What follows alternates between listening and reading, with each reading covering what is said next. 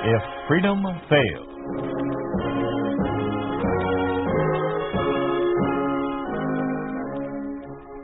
We'd like to take you on a visit to a town that doesn't exist.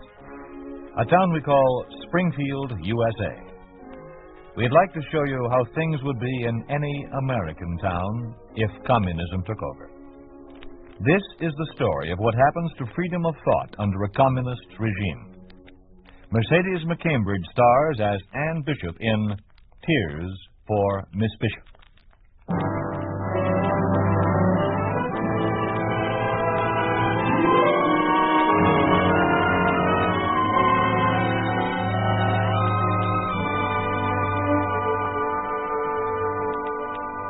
Ann, where are you at? Out in the garden, Father. An old friend of ours is here to see us. Oh, Dean Maxwell. Hello, Ann. How nice to see you again. And you? Sit down, Tom.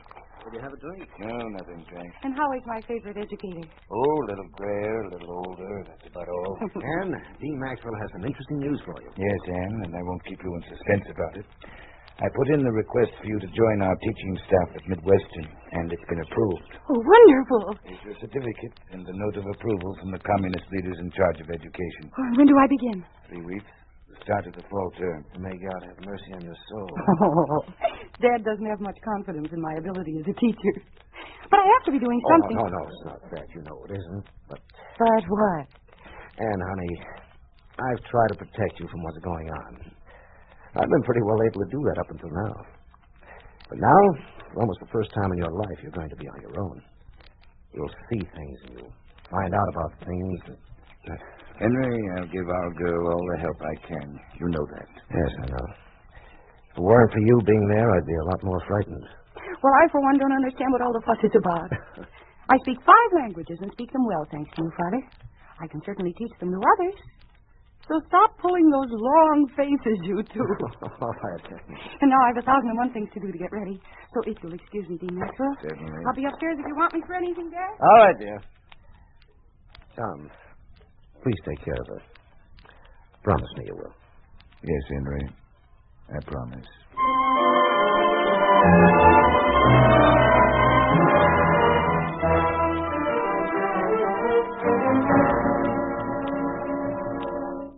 Yes? What is it? Good morning. I'm Ann Bishop. I believe that I... Oh, yes, Miss Bishop. Dean Maxwell is expecting you. My name is Anderson. How do you do? Now, there are a few questions I want to ask, Miss Bishop. Oh, but my appointment These questions come first. Your full name, please. Anne Marie Bishop. Other names by which you are known. I beg your pardon? Other names, aliases. Names used in party work, etc. No. None. Mm-hmm. Now, your party number. I'm not a member of the Communist Party. Really? Well, this is most surprising. You have your certificate, do you? Oh, yes, everything's in order. But I don't understand. We've never permitted a non-party member to teach here. Does Dean Maxwell know about this? Yes. Did he have anything to do with securing your appointment here? I believe he put in the initial request. I see. My language experience has been entirely practical. My father and I traveled a great deal before the communist... That is, before travel was restricted. Your father? Miss Bishop, are you related to Commissar of Culture for this district? Henry Bishop? He's my father. Oh, well. Well, of course, that explains a great deal. Please go right in, Miss Bishop. I'm very sorry that this took so long, but you know how it is. Rules and regulations and everything. Yes, I know how it is. Thank you, Miss Anderson. Miss Bishop to see you, Dr. Maxwell. Come in, Miss Bishop. Thank you. Please take a chair there. There are several things that are required of me in meeting a new teacher at Midwestern People's University. First, in the name of the people and of the Communist Party, may I welcome you to this school of learning. Second, I have a statement to read. Here it is. Every teacher in this institution must study thoroughly the broad, many-sided, and extremely significant science of society, which is communism, in order to work with maximum consciousness and clear purposefulness for the cause of communism. This is the society of the laws of the development of society, of the laws of the development of the proletarian revolution, of the victory of communism. Above all, remember, political orientation and loyalty to the work of communism are the principal traits of the good teacher. Now, Miss Bishop, do you understand everything I have said so far? Well, not quite, Doctor.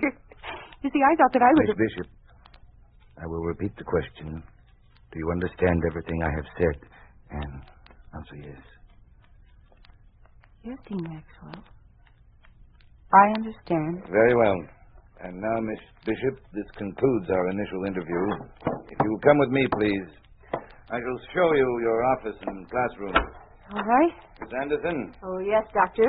I'm taking our new teacher on a personally conducted tour. I'll be back within an hour. Oh, but have you forgotten I'm about... sure that rules and regulations would require this action for the daughter of Henry Bishop. Don't you agree? Of course. I thought you would. Come along, Anne. Let's get some fresh air.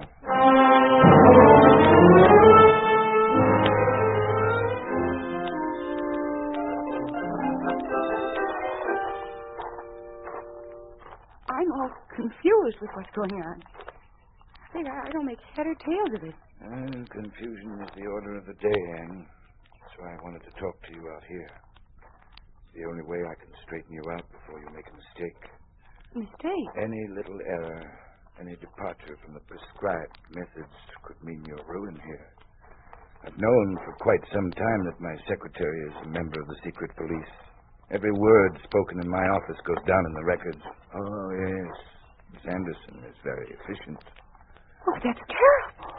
You'll learn to live with such things, to make the best of them. Like I have, and like your father. Could we sit down here for a minute? Certainly. Right over here. So, what did you mean by like my father? I went to school with Henry Bishop, roomed with him for 4 years. I guess I know him about as well as anyone could. We're a great deal alike in many ways. We're both old men now with not much to look forward to except death. That's not true. I know what I'm talking about. Your father had the same reasons for joining the Communist Party that I did. It was the easiest way to keep living. He follows directions just as I do, for the same motive. Certainly he can do some good as Commissar of Culture. I can do some good as the Dean of the Language Department. But we're still afraid. Afraid to show any independence of thought because that's dangerous. We obey blindly in constant fear of being called down for deviations. And you must learn to do the same, my dear.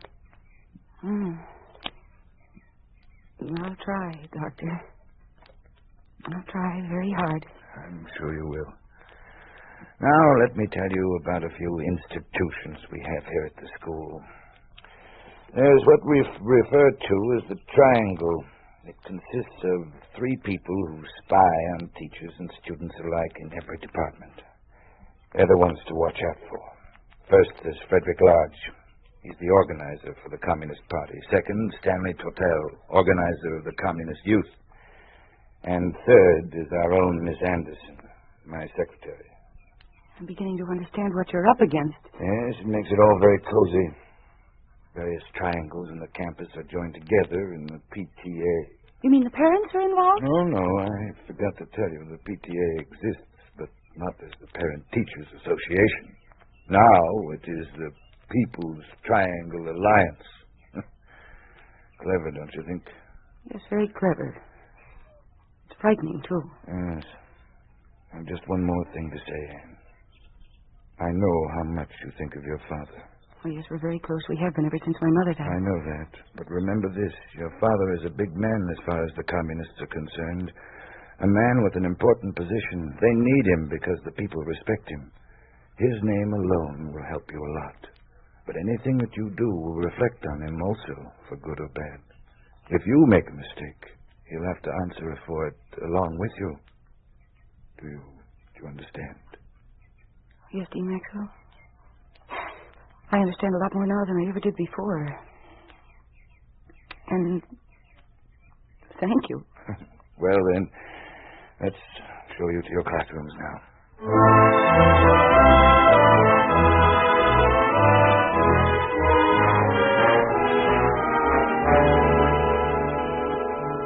You have the report of Miss Miss Ann Bishop to tell. Yes, I do. Read it, please. Subject teacher does not display proper political orientation. On 4 September, she made the statement in front of the class that the French textbook was outmoded, backward, and ridiculous. On 27 September, she claimed to find an error in the German grammar, and with complete lack of discipline, substituted what she claimed was the correct facts. That's the end of it. You've been very thorough, Miss Anderson. I have one more thing to report. One day in Dean Maxwell's office, the subject made this statement. I have the recording, too, if you want it. No, just read it, please. She said, I know these textbooks are prescribed, but does that mean that they have to be adhered to as rigidly as if they are government edicts? Yeah. Very inflammatory. What a criminal answer. I didn't get the answer. They left right after that. Together? Yes.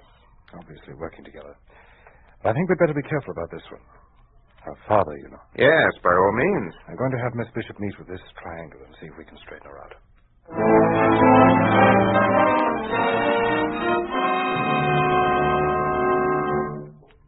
You have a chair, please, Miss Bishop.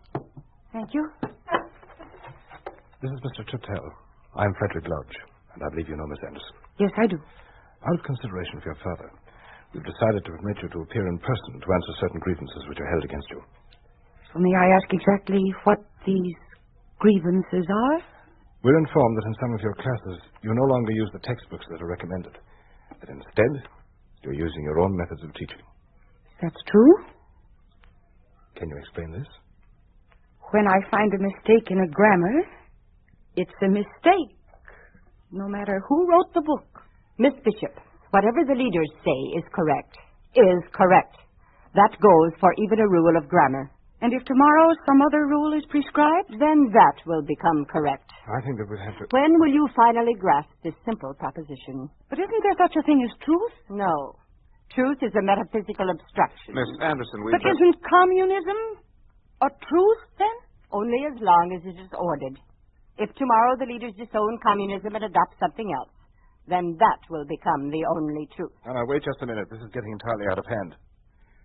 Miss Bishop, we want to give you every consideration, as long as you contain yourself within the borders of considered judgment. We're bending over backwards to be reasonable. Perhaps you've forgotten both your responsibility to your leaders and to your father? I'm sorry. I apologize if I have been reactionary. I shall try to conform in the future. No, that's more like it. Your remark just now shows an entirely different spirit. We'll be examining your future work with interest, Miss Bishop.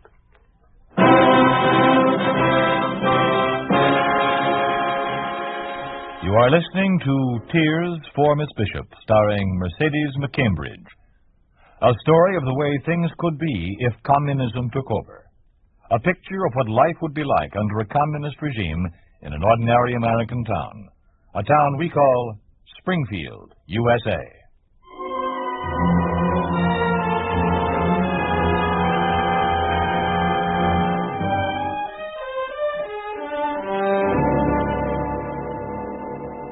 Traduisez l'exercice, s'il vous plaît, Monsieur Martin. Oui, mademoiselle. L'histoire américaine. La traduction, je vous prie. Pardonnez-moi. The American history. The colonies were settled as an outpost of capital, of British capitalism. During the colonial period, 2 exporting classes. C'est correct? 2 exporting classes appeared in the new land. The capitalists of the North and the slaveholders of the South. Thus, at the time of the War for the Independence, the War of Independence, the people were subjected to a triple exploitation by the English bourgeoisie, by the northern capitalists, and by the southern slaveholders. C'est bien. La phrase suivante, mademoiselle Turner, s'il vous plaît. En anglais ou en français? En anglais, comme Monsieur Martin. The slave system was deteriorated. Classe? C'est bien, encore, mademoiselle. The slave system was destroyed, but the people did not win freedom. Following the death of Mr. Lincoln, or following the death of Lincoln, who was killed by an assassin, bribed by capitalists and slaveholders, the northern bourgeoisie established a dictatorship, which was continued until it was overthrown by the Communist People's Government. C'est bien. Enfants, mes élèves. Pardon, mademoiselle. Oui, monsieur. Puis-je parler en anglais? Yes, go ahead. Do you have a question? Well, Go ahead. Well, not about the translation, but about what it says. I have some books at home that cover the same material, and there's nothing in there about a dictatorship of the northern bourgeoisie. It talks about the Bill of Rights and the Constitution and several other things. Please, sir, s'il vous plaît. Mr. Martin, I believe that you should check with the authorities to see if your books are on the approved list. As you know, times change, circumstances change, things, viewpoints change from time to time. And what we think is right today may prove wrong tomorrow. I know that you have asked these questions because of an honest desire to find the truth. All I have to say is that this quotation on American history is taken directly from an approved book. And I wouldn't think too much about it. After all, it's only an exercise in grammar. And now back to the French. Enfin, page 75, nous trouverons un promenade dans les rues. Si vous avez souvent visité une ville...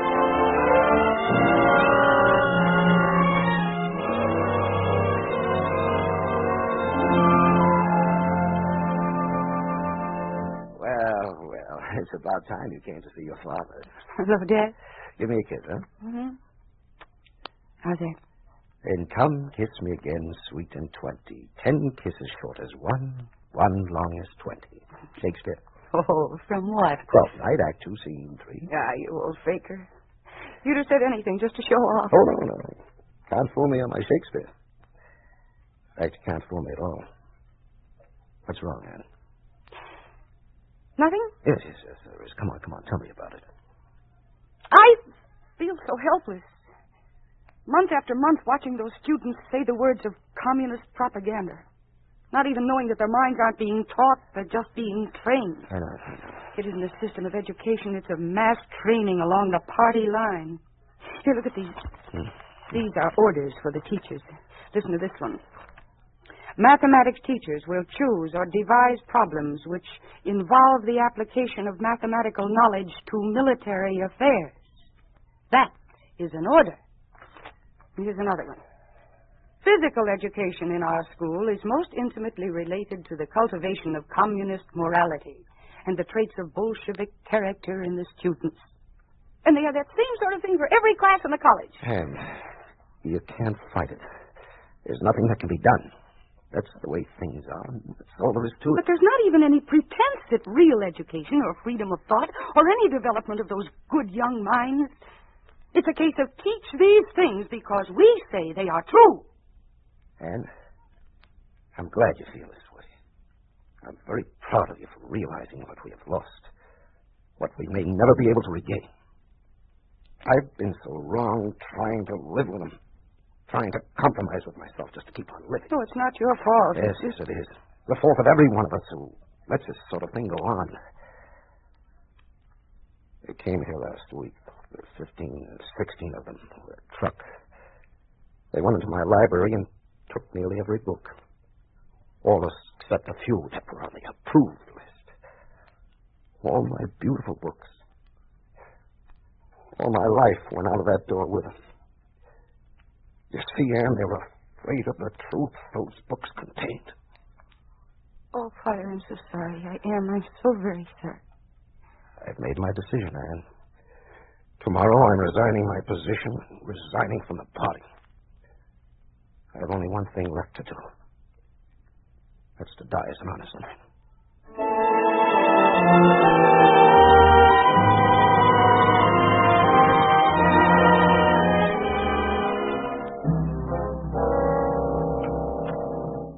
Come in. in, Miss Bishop. Close the door, please. I have a note here, Miss Anderson. Does Dean Maxwell Dean Maxwell will see you in a few minutes. First, I want to see you. Very well, but I have only a few minutes. Everything going well in your classes? I think so. No complaints about our methods of instruction or what you have to teach? No. It will be interesting to see if your replacement likes them, too. My replacement? I don't understand. I never liked you, Miss Bishop. Right from the start, I knew you were a troublemaker. But I've been doing everything... Every time I tried to get rid of you, the others would talk me out of it because of your dear father, the great Henry Bishop, Commissar of Culture, world traveler and lecturer, and a member of the party. Miss Anderson, I'm only trying to... Shut up and sit down. I've sent in 100 reports on you. Every little slip you made was grist for my mill. Every time you tried to put in your own ideas, I reported it. I didn't like you when you first walked in the door. Oh, the others kowtowed to you because you were Bishop's daughter, but that didn't mean anything to me. And now it's paying off. Now I'm getting rid of you, and I'll see to it that you never work again at teaching or anything else. I'll have you followed by the police every hour for the rest of your life. The great Henry Bishop's daughter, all the advantages, money, beautiful homes, traveled all over the world. And now, Miss High and Mighty, little Judy Anderson is going to give you your comeuppance. You're through. Finished. Washed. I think I've heard enough. You haven't heard half enough. I demand that you let me see Dean You Maxwell demand. immediately. Oh, that's a good one. That's right. Yes, I demand it. And I'm sure that when my father hears about this... Oh, your father. Did I forget to tell you? Your father's dead.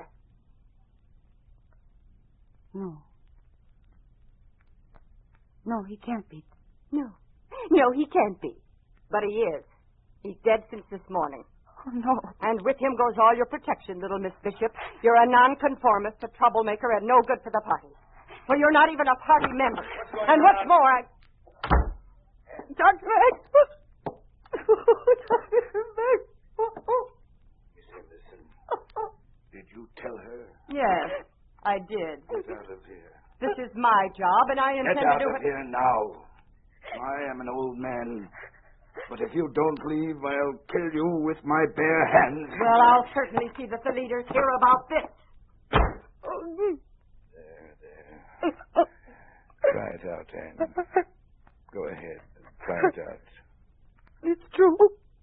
My father... Yes, Anne, it's true. Henry died this morning. They sent word to me, and I wanted to tell you myself. I didn't know that... But I saw him just last night, and he was... How anyone could be so low. No, that's right, Dean Maxwell. Don't... How did it happen? There weren't any details. The state is taking care of his funeral. Well, they should. They ran his life for him. They killed him. He was going to resign, and so they killed him. I don't know what to say, Anne. I can't think straight anymore. If there were only some... Maxwell, for the first time in months, I am able to think straight.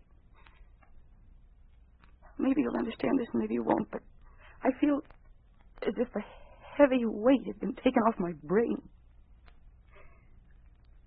My father is gone. But he's where no one will ever be able to hurt him again. Or make him do things that he knows are wrong. I almost envy him. Yes, Anne. I do understand. But what will you do now? Something I should have done a long time ago. Tell my class the truth.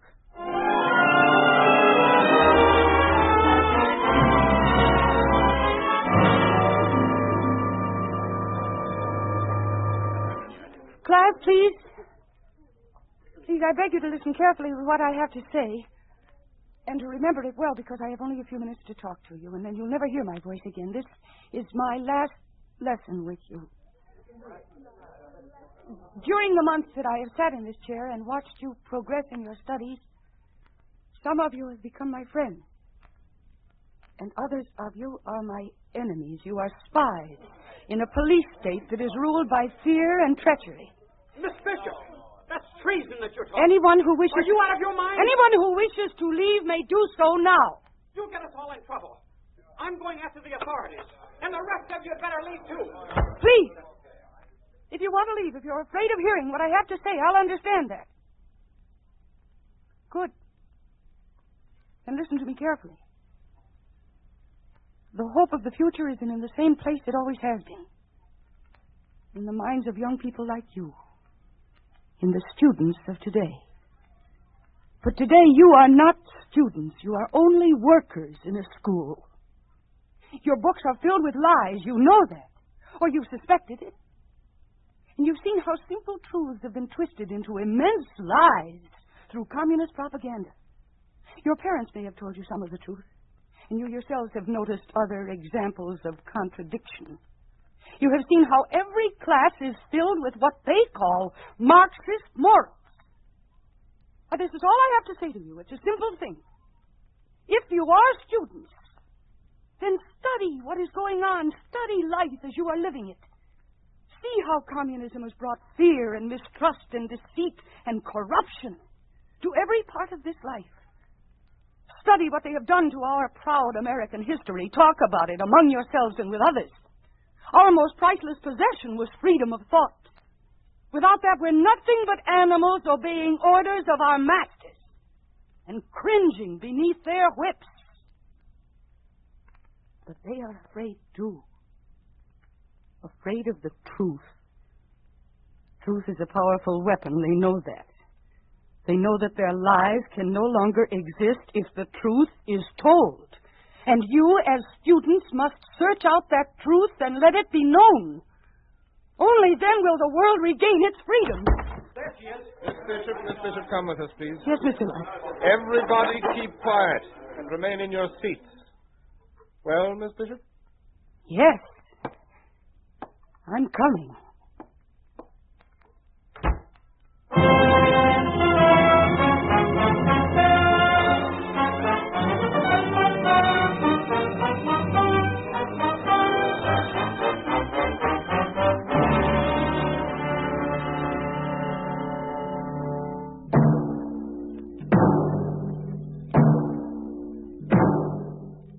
You have just heard a story of what happens to freedom of thought, to the democratic system of education under a communist regime. This is what would happen to our American system if communism ever gained control. You think this could not happen? It is happening right now today in every country dominated by communism. It did happen to Dr. H.C. Burckhardt in Soviet Russia.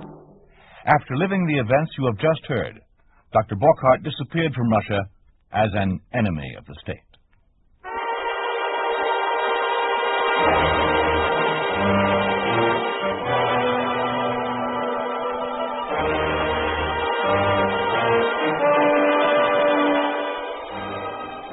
You have been listening to If Freedom Fails, starring Mercedes McCambridge as Anne Bishop in Tears for Miss Bishop. Raymond Burr was Dean Maxwell, Lou Krugman was Henry Bishop, and Isabel Jewell was Miss Anderson. Completing the cast were Dan O'Herlihy, Byron Kane, Sam Edwards, Lamont Johnson, and Donna Hayner. Music was composed by John Hicks, with musical direction by Michelle Perrier. Tears for Miss Bishop was written for If Freedom Failed by Robert C. Vinson. Produced and directed by Will Scott. Sergeant Lloyd Ayers speaking. This program has come to you through the worldwide facilities of the United States Armed Forces Radio and Television Service.